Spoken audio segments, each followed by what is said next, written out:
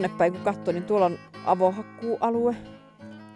Ja niin sen reuna, tuolla yläreunalla, niin sinne on tulossa, siitä lähtien on avolouhosta. Ja se on leveämmillään 1,5 kilometriä, eli tänne päin.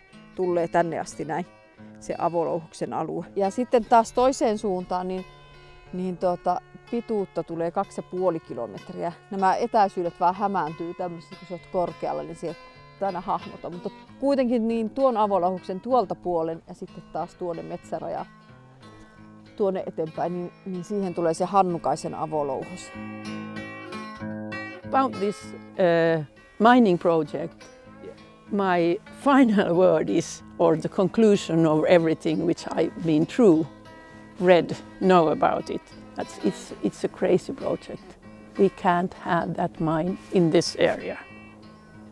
That's absolutely, I'm sure. And I'm very, I hope I'm right saying that there will be no mine, Hannukainen mine.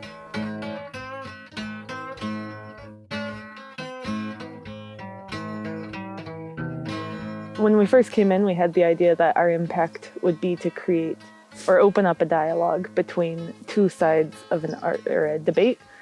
Koitetaan luoda sellainen ilmapiiri, että kaikki ihmiset sais sanoa sen, miltä tuntuu. Ja minusta tuntuu, että me olemme onnistunut siinä. Aika monikin on huolissaan siitä, että pystyykö täällä ylipäätään enää asumaan, jos kaivoshanke toteutuu. Ja toiset on taas sitten huolissaan siitä, että onko täällä työtä, että pystyykö täällä asumaan, jos kaivoshanke ei toteudu. On aika vaikea määritellä sitä, että minkälainen vaikutus tällä meidän tekemällä työllä on ollut täällä, mutta se tunne siitä, että me ollaan oltu vahvasti paikallisten ihmisten kanssa vuoropuhelussa, niin on antanut ainakin mulle toivoa siitä, että se dialogi jatkuu.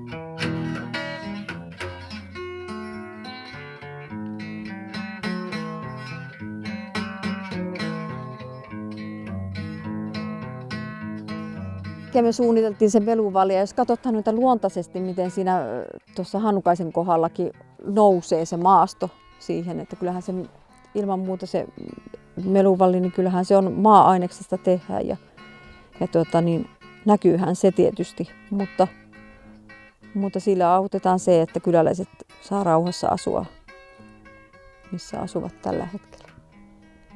Eilenkin tuli puhe siitä just siitä niistä äänistä ja värähyksistä, että jos niinku räjäytetään jotain tai että miten ne tavallaan kulkee. Niin jos miettii, että toi vesistöhän toimii semmoisella, niin sitten kun siellä joku muuttuu, niin sehän muuttaa tosi pitkälle, se alkaa niinku kertautua. Mun mielestä ei tarvitsisi edes perustella, että kun sillä ympäristöllä on jo niinku arvo sinänsä. Niin.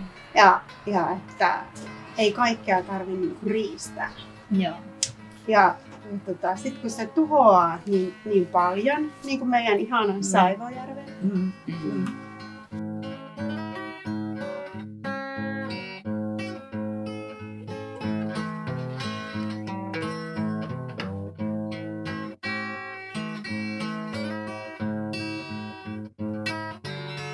thing that I find in this project the most amazing is the enormous size of this project. I thought, what could we compare it to? And I thought that we compare it to Helsinki Airport. And then I fit the Helsinki Airport well within the area of Hannukainen. The airport is 15 square kilometers and the Hannukainen mining site is 20 square kilometers. You could have the landing track in the open pit for the jumbo jet. So this is really what is thrilling. But one thing that I find now the most critical is groundwater effects. at how much water will flow from Äkäsjoki and Kuerjoki into the open pit, and what will be the remaining water on the downflow of the river. The Hannukainen area as such is the most important spawning ground for the endangered Baltic salmon trout. And if this area is destroyed by clay water or something else, then we lose something very valuable.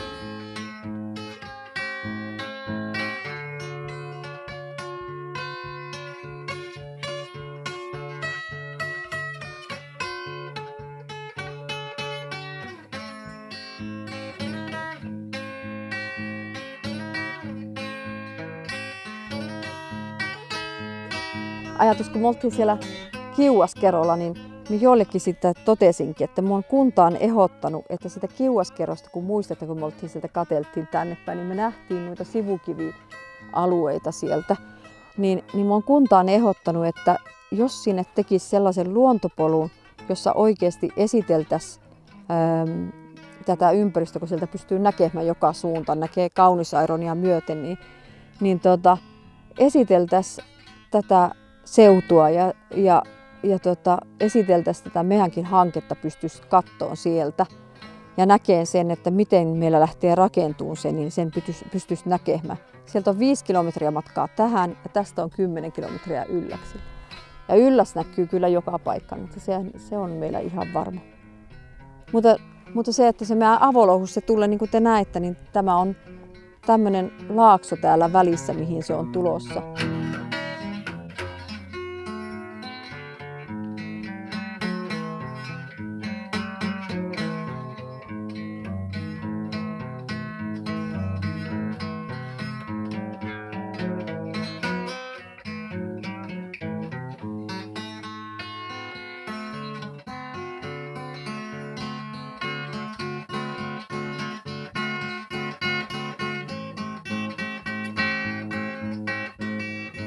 Joo, siis Kotamajalla silloin vanhan kaivoksen aikaa.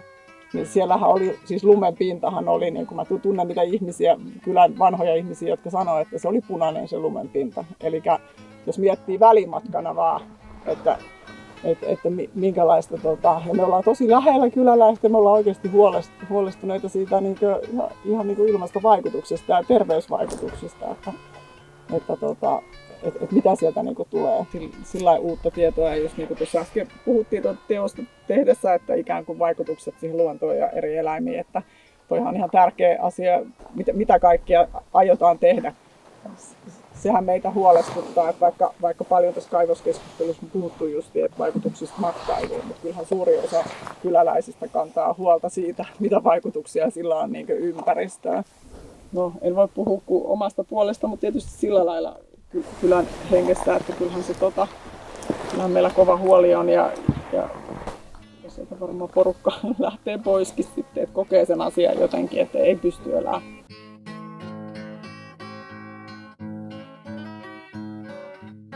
ICEAS is done this year, 2020, in 4th time.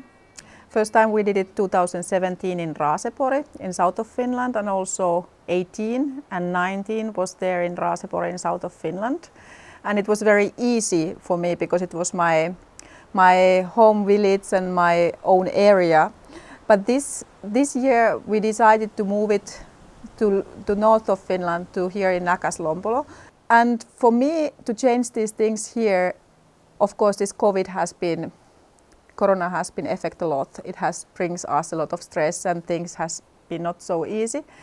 But for me it's really important to try something else and something new. And this has always been kind of the task for the ICEAS. ICEAS is a topic of my doctoral studies, what I'm doing in the University of Lapland and Faculty of Art and Design. And that was one reason I wanted to bring it here in Lapland. In my research, the main thing is that it's not something what I'm doing alone. It's very important that we are doing together.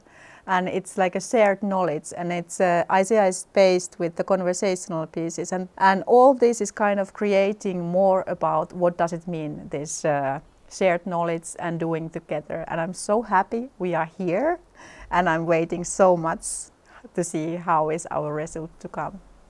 Me ollaan lähdetty suunnittelemaan tämän ryhmän kanssa tätä jo tammikuusta lähtien. Ja nyt me ollaan tietenkin tässä H-hetkellä ja me ollaan ajateltu, okei, onnistutaankohan me tässä hommassa. Meidän teema on aika vaikea, ei todellakaan mikään helppo, eli metsäkonflikti. Et se on aika iso teema.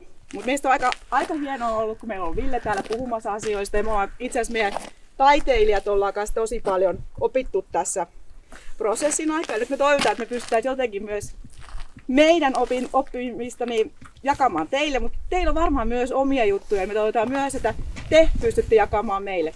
I will invite participants to walk in silence in the forest. While walking, I will ask them to notice the sensations on the sole of their feet as they touch the ground, the sounds and smells around, the quality of the changing light and the temperature of the air on their skin. The aim of these exercises was to create a first-hand, unmediated experience of the forest, beyond or before ideas, concepts, opinions, judgments, to foster appreciation for the forest and to have a taste of what it is to divert the flux of our attention that usually goes into thinking and come back to our senses. Käsiteltäisiin sitä asiaa, että mitä tarkoittaa metsäkonflikti teille. Ja sitä tehdään niissä pienissä ryhmissä. Ja käsitellään sitä sillä tavalla, että meillä on täällä maaleja, meillä on täällä pensseleitä, meillä on täällä narua. No siis te saatte käyttää ihan mitä keinoja hyvänsä. Vaikka performanssi, niin kaikki käy näin. Meillä ehkä tämä värimaailma kuvaa vähän sitä ristiriitaa eniten, että sitten ei oikein ihminen ei vielä tiedä, että miten se on sen luonnon kanssa yhtä. Se ei oikein välttämättä tiedä, miten sen kanssa toimia ja mikä on oikea ja väärin. Sitten toi kivi on tuolla semmoinen raskas asia, mikä on myös sitä osasta ristiriitaa. Luonto on puhdas, niin tätä luppoa kasvaa ja totta kai selluloosa ja metsien kaataminen voi olla ehkä yksi. Niin. Ja tämä niinku kuvaa sitä metsän hyvinvointia ja tämmöistä hyvää käyttöä ja sitten täältä niinku hiipii ne konfliktit. Ja sitten niin siellä takana on sitten niinku se iso möykky. Pimeä puoli ja ehkä väärinkäyttökin ja niin. semmoinen. Miten kun toi on ylösalaisin se puu, niin mikä se sun tai se ajatus siihen? No varmaan, että se on siitä maasta irti revitty. Elikkä meidän ryhmä päätti toteuttaa tämän meidän näkemyksen konflikteista sille, kun meidän kaikilla oikeastaan se konflikti on sitä luonnon monimuotoisuuden häviämistä, niin tässä nyt on kuvattuna sitten tässä meidän teoksessa luonnon monimuotoisuus, mikä on siellä toisessa vaakakupissa, minkä kyllä arvon varmaan kaikki ja suurin osa ymmärtää. Mutta sitten siellä on painavampana kyllä, tosin siellä on aika vähän rahaa tällä hetkellä, mutta ehkä se kuvaa sitten symbolisesti toi rahan valta kuitenkin meidän yhteiskunnassa määrää aika paljon tekijöitä. Ja et voi kaataa sitä puuta. Kyllä voi. Minun maita! Minä olen täällä kerännyt ja täällä on myös kanervan kukkia. Menehän muualle keräämään nyt niitä kasveja siitä. Ei. Minä jään tähän. Voi. En minä lähde mihinkään, minä olen täällä. Marjojakin! Nyt hiippi pois täältä meidän pihasta. Metsää täytyy käyttää. Minä kyllä haluan nämä vielä ensi vuonnakin ja minä en.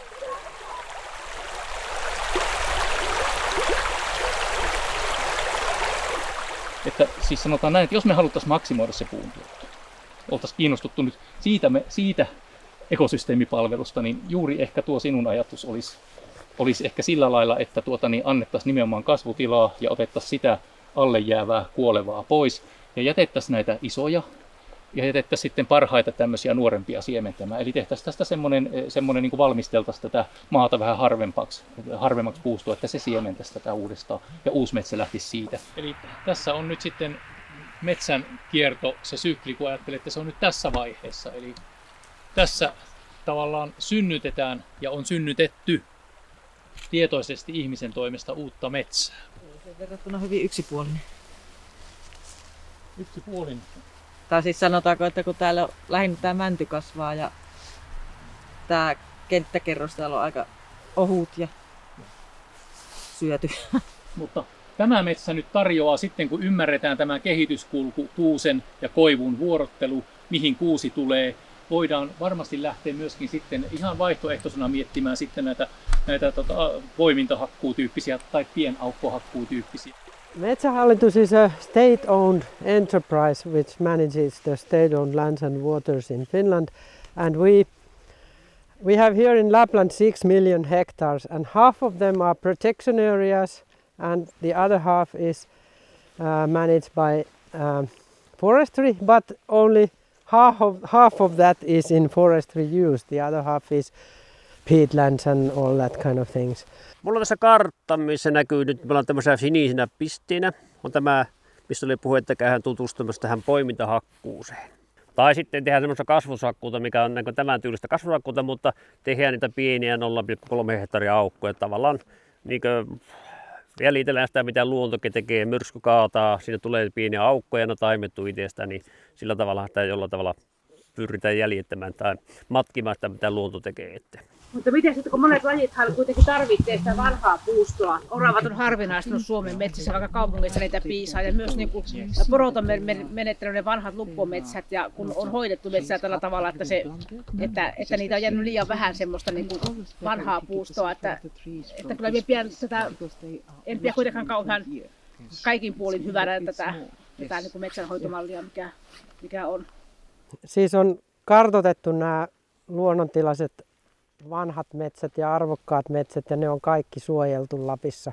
Semmoisia, joissa olisi niin kuin aiemmin koskemattomia arvokkaita, joissa on paljon lahopuuta, niin ne on joko suojelualueina tai sitten meidän noissa, siellä kartassa on se alueekologinen verkosto, jossa me on itse kartoitettu niitä.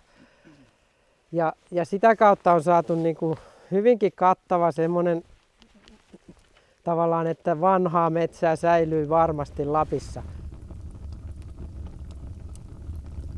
Ja mietitte tässä samalla kaikkea sitä, mitä te olette kuullut tänä päivänä ja nähnyt ja kokenut, tuntenut.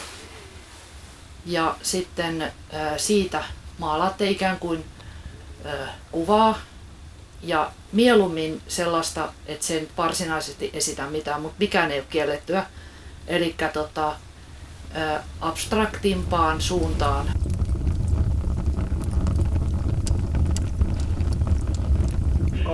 They are roots and all the roots are connected to each other. So, like in the real forest? Yes, like in the real forest. So this tree can communicate with another tree also with the root connections, and it's also the biological fact. Kulttuuri ja taide on ihan ehdottomasti osa niin kuin kaikkia ihmiset. Me ei voida, jotkut ihmiset ehkä niin kuin laittaa koko elämänsä siihen, että ne ei sitten tee mitään muuta kuin vaan taidetta. Mutta mä en pysty näkemään, että ihminen voisi olla ilman taidetta ja kulttuuria. On se sitten niin kuin, joko sä oot sen käyttäjä tai sä oot sen tekijä, on se sitten musiikkia, runoutta, kirjallisuutta, elokuvaa. Hei, tässähän on symboliikkaa. Mietin nyt, kun piti metsäkokemuksesta, niin ihmisen kädenjälki näkyy. Oh. Näytätkö sunkin käden? I've always thought of myself of being people who likes to be with people, but being with people and doing something together, creating something together, is, in my opinion, the highest level of being together. When you create something new as a piece of art or a common understanding or something which is new and which we had made.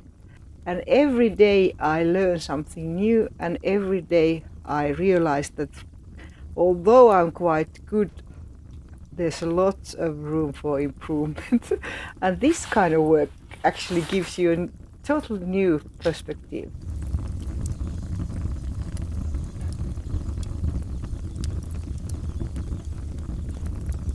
I have been here only a couple of hours today, but I would like to thank Misha for these exercises we had, because I think I did realize something, because usually when I'm in forest or anywhere, I am always observing and thinking what is there and what is happening there and what are the reasons for these processes and where will this end up and so on. But those exercises were really nice because some kind of idea just appeared to my mind that you can also be in the forest and in the environment and you can actually feel something. You don't have to just observe. You can also feel the forest. So thank you for this.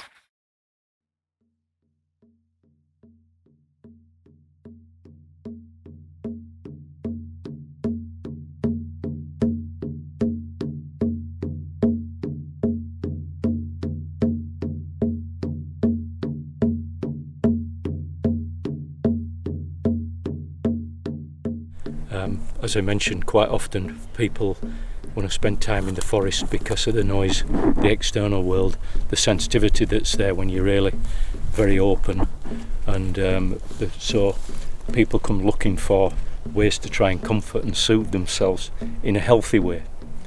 And trees and spending time out on the land and stones and being by the water, or even walking on the hilltops where there's good fresh air, that can also help to relieve the symptoms of, people that have problems, maybe emotional issues, or if they've got some physical pain.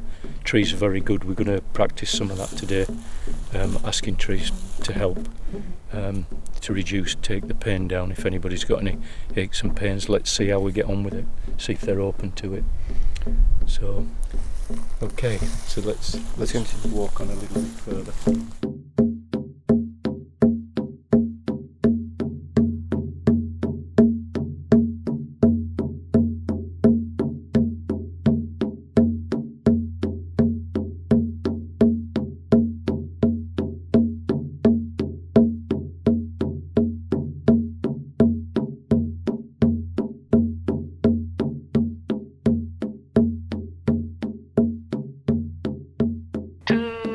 Before my departure to Helsinki, I decided not to come because it was a risk for others more than me, because I come from a country in which corona cases have risen up very quickly in the last 2 weeks. So I decided together with Kati and Maria, to do this online experiment.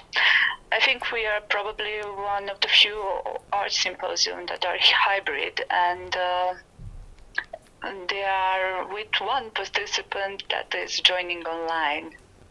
It is an experience. Do you see Smara anything? Yes, I see your hand. Anything else? Hello. Can you see us? Can you see us? Yes, it's good. I can see you. I can see the group.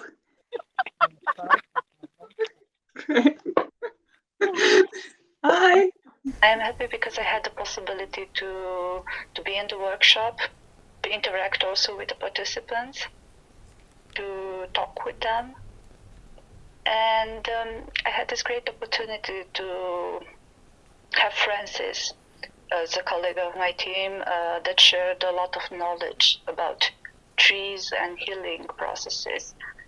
I had the opportunity to meet Hugo and to see his performance, join him sometimes, but I had the opportunity also to document his performance actually in an online conference by doing screenshots. And I had the opportunity to work with Maria.